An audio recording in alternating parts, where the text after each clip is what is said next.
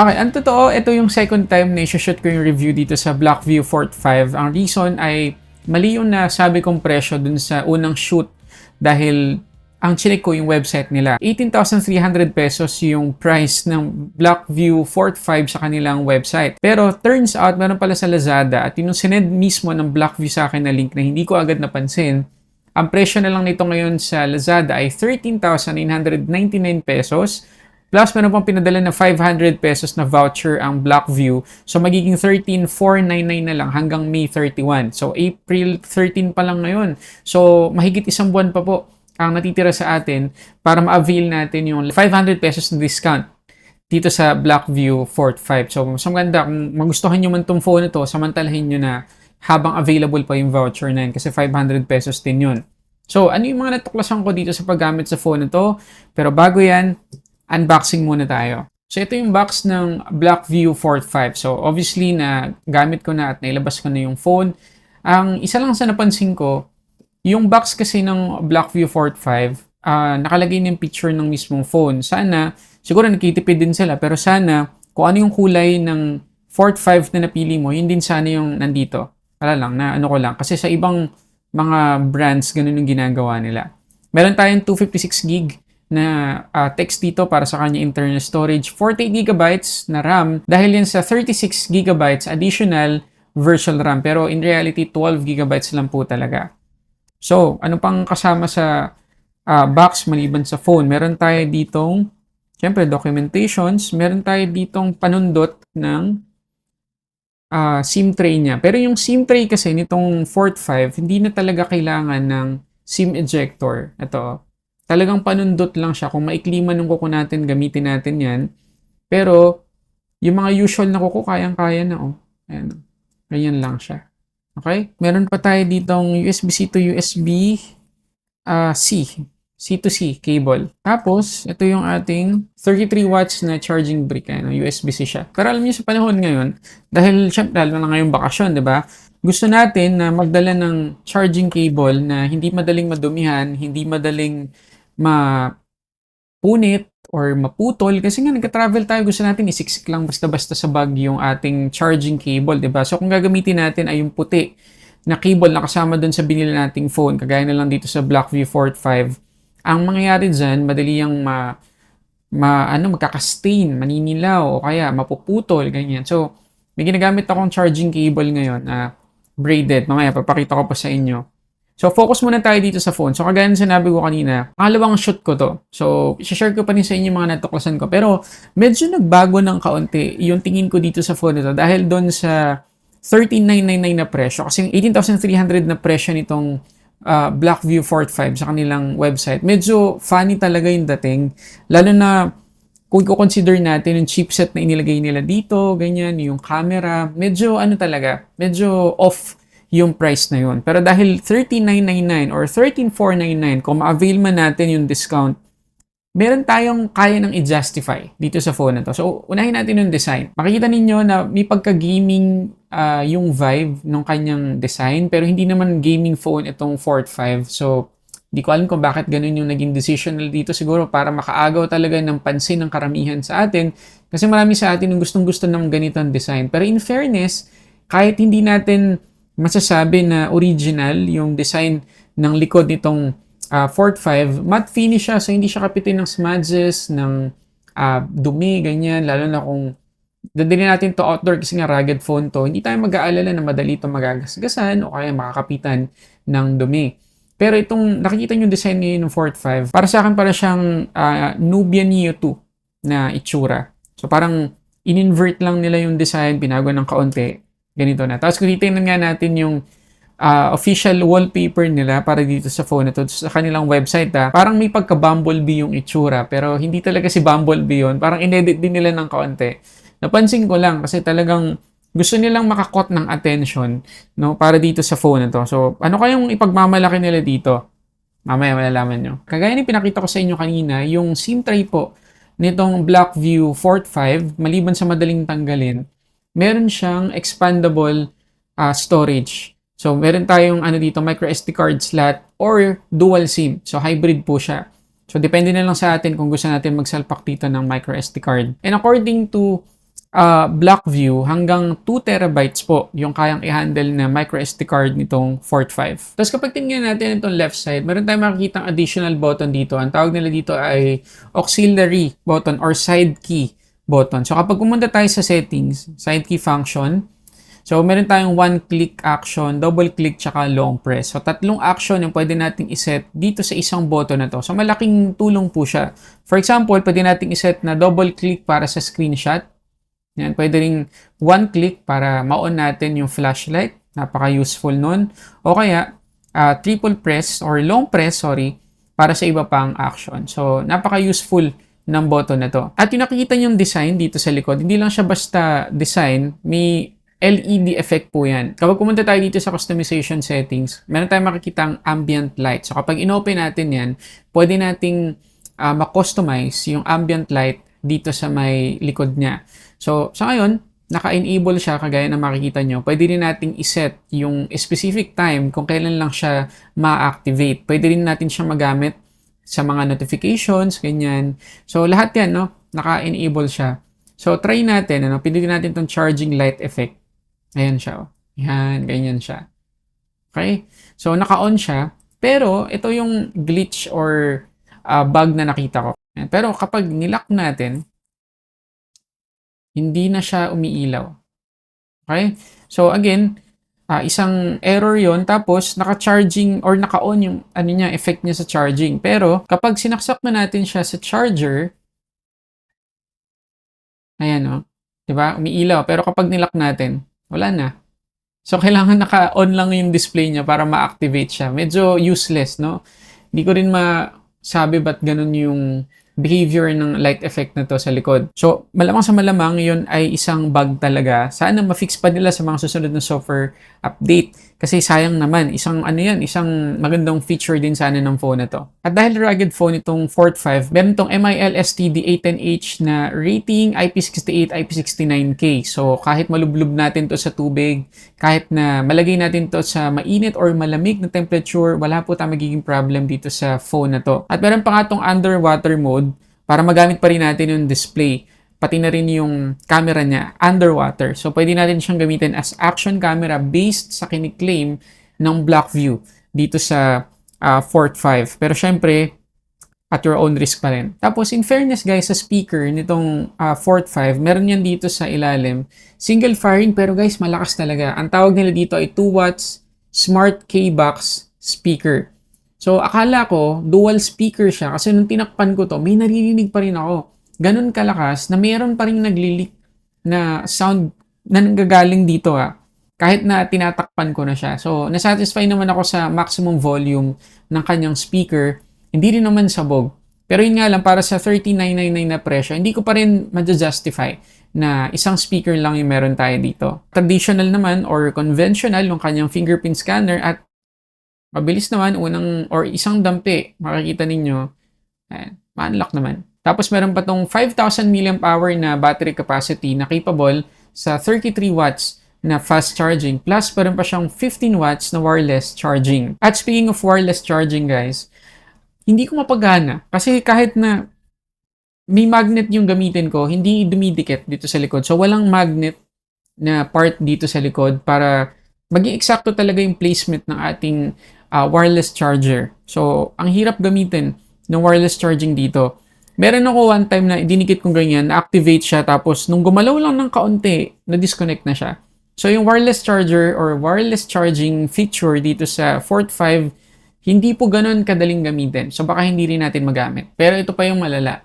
7 hours, 45 minutes lang yung nakuha nating SOT dito sa Blackview Fort 5. At ang main reason dyan ay 5,000 mAh lang yung battery capacity niya. At kagaya ng palagi kong sinasabi sa mga recent videos natin, yung 5,000 at less than 6,000 mAh na battery capacity ngayon 2026, hindi na po acceptable sa totoo lang. So itong battery capacity na makukuha natin dito, hindi siya future-proof, no?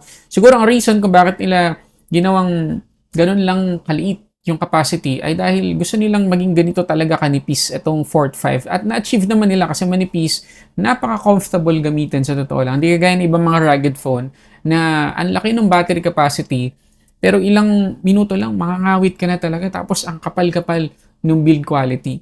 So kung kayo ba yung tatanungin, okay ba yung compromise na yun? Kasi kung ako lang naman, pag sinabi mo rugged phone, mataas yung battery capacity at hindi mo talaga i-expect na magiging comfortable ka gamitan ng isang rugged phone dahil may additional protection yan sa body niya. So, nandun yung makapal dahil dun sa mga additional na mga goma na protection niya. So, sasamantalahin na yun dapat nung brand para lagyan ng mas malaking battery capacity, di ba? Kasi nga, mas malaki na yung build niya. Pero dito, hindi nga ganun yung case. So, dahil doon, 7 hours, 45 minutes lang yung nakuha nating SOT. At isa pa sa sinisisi ko dyan, ay yung kanyang brightness. So, maliwanag po siya. Wala tayong question doon. Ang problem lang, kahit po ganyan lang siya, tinan nyo, ilang percent lang yung battery natin ngayon. Yung brightness natin. Diba? Nasa mga ano lang siguro, 10% lang yan.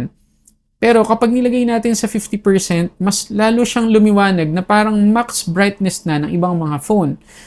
So, ang liwanag masyado, kahit 50% lang. Parang hindi talaga yun yung 50%. Ganun yung ibig kong sabihin. So, nung nag-test ako sa PCMark, dahil ganun palagi yung rule kapag ako ay nagtatest ng battery, 50% brightness, ang liwanag talaga niya. So, isa pa yun sa malakas sa consumption nung nagtatest ako. Kaya ganun lang din yung nakuha niyang SOT. Pero kung sakali man, nagagawin lang natin 10%, 20% yung brightness level niya during paggamit natin, baka more than 7 hours, 45 minutes naman na makuha nating SOT.